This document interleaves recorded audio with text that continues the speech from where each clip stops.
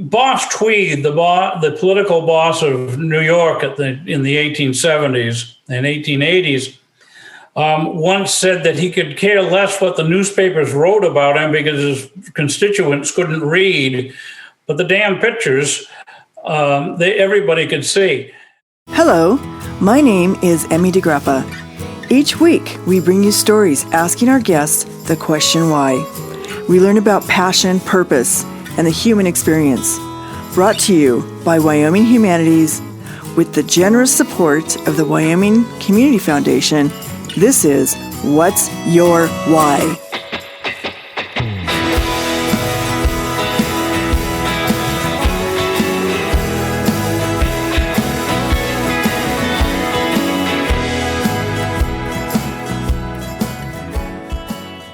Today, we want you to meet editorial cartoonist Greg Kearney. He is working with us, the Wyoming Humanities, in our cartoon caption contest.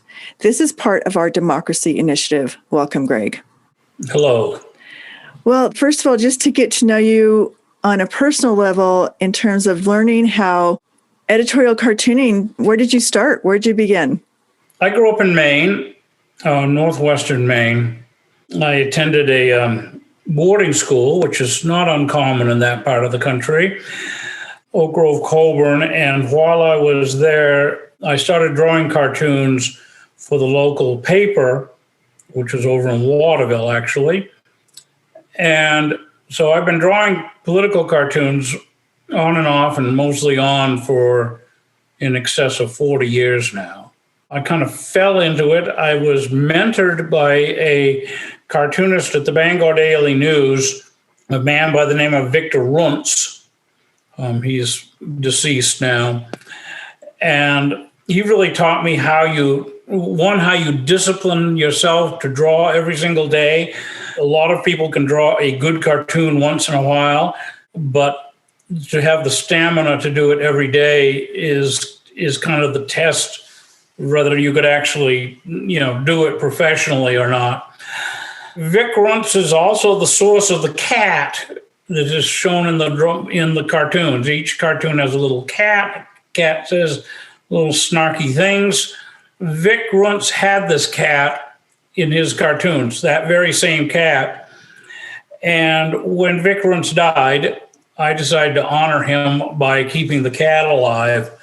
And so the cat has a name. His name is Vic. Every once in a while, somebody will refer to him that way, or you'll see it on the back of a boat or something like that. So that's kind of how I got into it. I did it in college at the student newspaper at Brigham Young, which is a place that has a regular herd of sacred cows waiting to be gored. And I've been doing it ever since. So this is interesting because every week, so you draw cartoons every week. And I draw several cartoons every week. I draw cartoons every day. You draw cartoons every day. Okay, so every day you're drawing do you call it editorial or do you call it political cartoons? Or are they the same thing? They can be called either one, editorial cartoons or political cartoons. They are signed opinion pieces. They are not representative of what, in the case of Wyoming, the Jackson Daily News might think. It's my opinion, because they bear my signature. And when you create a political cartoon and you use visual metaphors and caricatures to address complicated political situations, why do you think that's effective and why do you think it's important? Well, it's effective. Boss Tweed, the political boss of New York in the 1870s and 1880s, once said that he could care less what the newspapers wrote about him because his constituents couldn't read, but the damn pictures, everybody could see. Political cartoons boil off lots of complexity, and yeah, sure, we do oversimplify, but we make it so that it is easily understood and captured in a very short time frame. I like to say that I don't have much more than 15 seconds of the reader's attention to get the point across. But the other thing, power of it is that people will remember cartoons long after the best written editorial. And this is probably what gets us in trouble in newspapers, among newspaper people.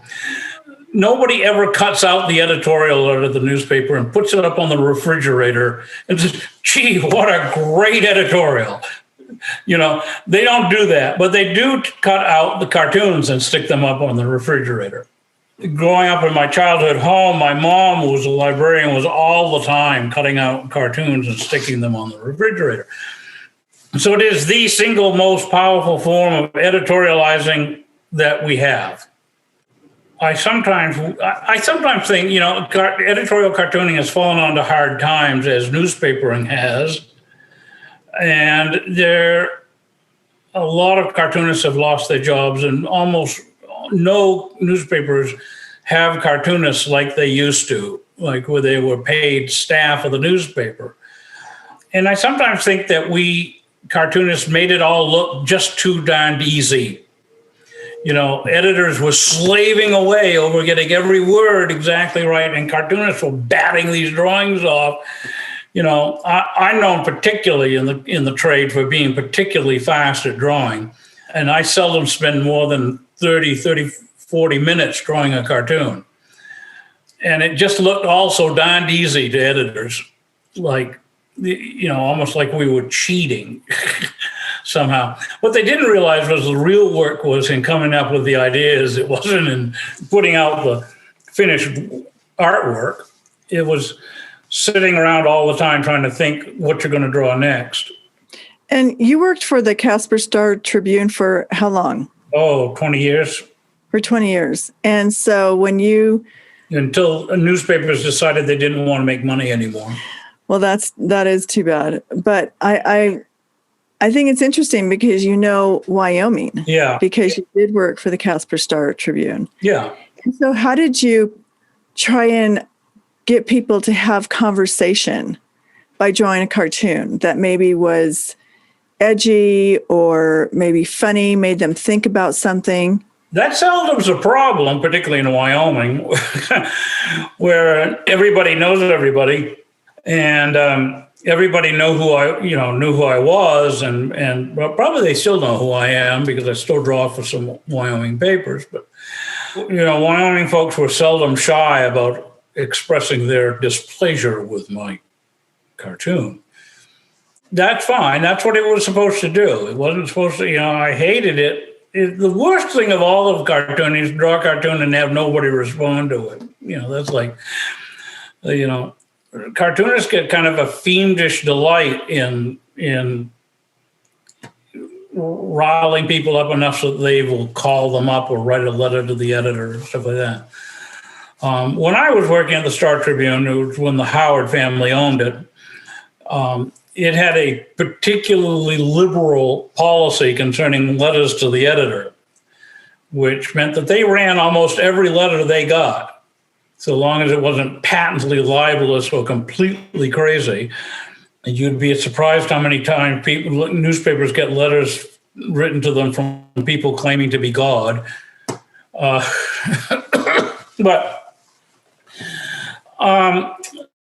Dick High, the editor there, much of the time that I was there, was fond of saying that the fastest way to get a letter into the Star Tribune was to criticize us, because that was almost sure to get into the paper quickly. And I think that actually that's a good idea. Newspapers shouldn't be something that's run kind of in secret. I think we've allowed newspapers to be run like banks. I don't know about the Jackson paper, but in the case of the Tribune, the new owners redesigned the front lobby, and it looks like a bank. It looks like you're dealing with tellers. It used to be that you could walk right into the Star Tribune and walk right up into the newsroom, right up to Dick High's desk and yell at him. Or me. I've had people come up and yell at me, and that's the way it should be. It shouldn't be, we're not a bank, and we shouldn't impersonate one. Well, how are we going to draw a bridge across this great political divide that we have? I don't draw a bridge. Again, my opinions are my own. They've always been my own. And I am one of the few media people who will freely admit, and it used to be the case that all newspapers did this. Used to be that you could look, there was a book called Editor and Publisher Yearbook, and you could look up and the newspapers would identify what political party they associated with. I do that. I don't make any effort to be neutral. I don't make any effort to bridge. It's not my job. My job is to draw cartoons as a traditional labor Democrat view. Franklin Roosevelt, Truman, Kennedy, Clinton, those type of Democrats, a traditional labor-focused Democratic voice. Some people run around and call me a socialist. I happen to be in a couple of socialist newspapers, but and maybe they might be justified in that. In some ways, but I think people have become all kind of squeamy and not willing to stand up for what they believe in because they think someone's going to be offended by it. If you're easily offended, you should not go into this profession. Well, that seems to be very true because the cartoons that you draw, you want to elicit emotion. You want someone to think about something. Yeah. Now, not all cartoons have to be heavy-handed, editorial types. And when you draw daily, you can't keep that up. So I draw lots of cartoons that are mostly humorous. I'm thinking of one I drew about, COVID's good for humorous cartoons, oddly enough. And so I drew a cartoon for the Jackson Hole paper just a few days ago in which the skier who is standing on the slope and next to him is a COVID vaccine. I have a little COVID caricature I draw, COVID. And the COVID caricature is on skis as well. He's saying, how's the powder? And the cat's on skis also and saying, look, a tourist.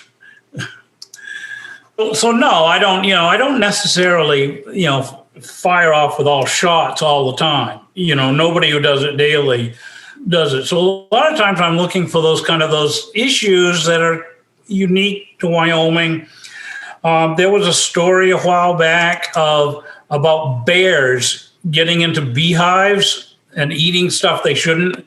There was one particular bear called 399 who was particularly fond, I guess, of beehives and trash.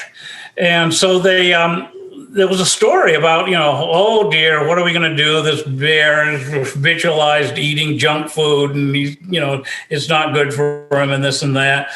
And so I had this bear standing there, sitting there actually with a beehive, bee honeycomb in his hand and a trash can beside him. And he's talking to this guy who's got a McDonald's bag, McDonald's food bag.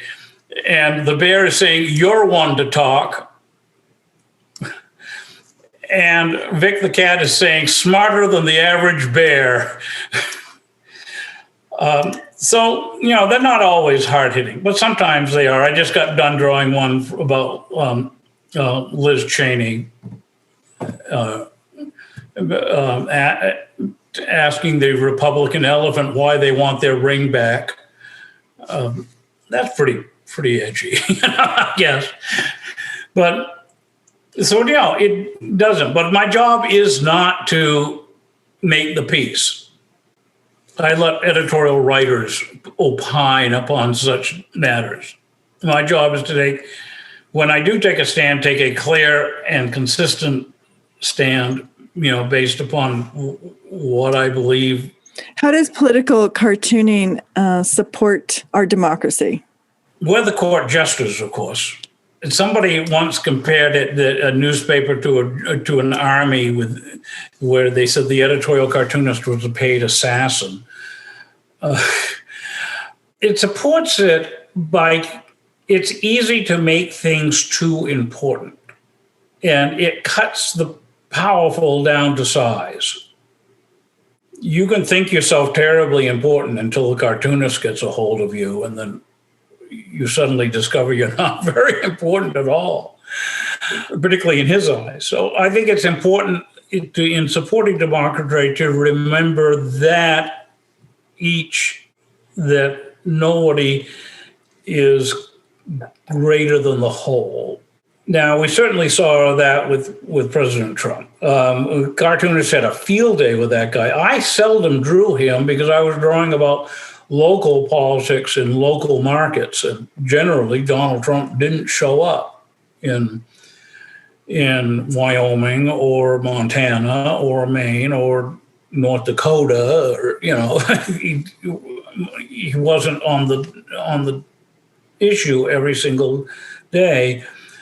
And furthermore, I think editors got tired. I know editors got tired of seeing this constant flow of Donald Trump cartoons. Every single day there was a cartoon about Donald Trump. And I often said, drawing Donald Trump is like shooting fish in a barrel. There's no skill in that. You kind of, it's the easy and cheap way out. So I focus on local things. I focus on state things. I focus on issues about agriculture. I draw an awful lot of cartoons about agriculture. I draw cartoons about oil production, about oil pipelines, about, my fellow cartoonists saying, you're always drawing these cartoons about these weird subjects that nobody, I said, well, they're important in North Dakota, So my cartoons are a little different. They've always focused. Even when I was employed at the Star Tribune, I didn't draw very many international cartoons. And I don't even now. I have one or two papers that request them, and I draw occasionally for them specifically.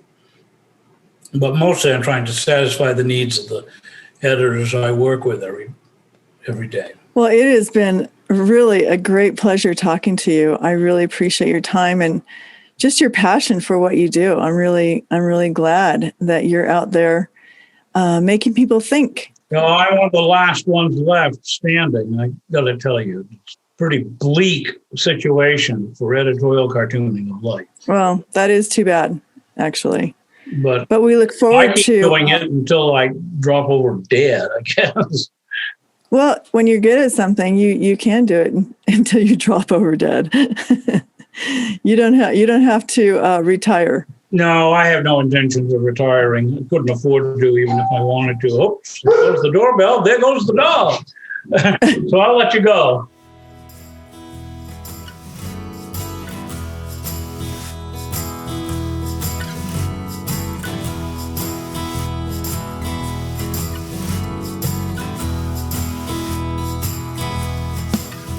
Thank you for joining us for this episode of What's Your Why? Brought to you by Wyoming Humanities with support from Wyoming Community Foundation and generous supporters like you. To learn more, go to thinkwhy.org, subscribe, and never miss a show.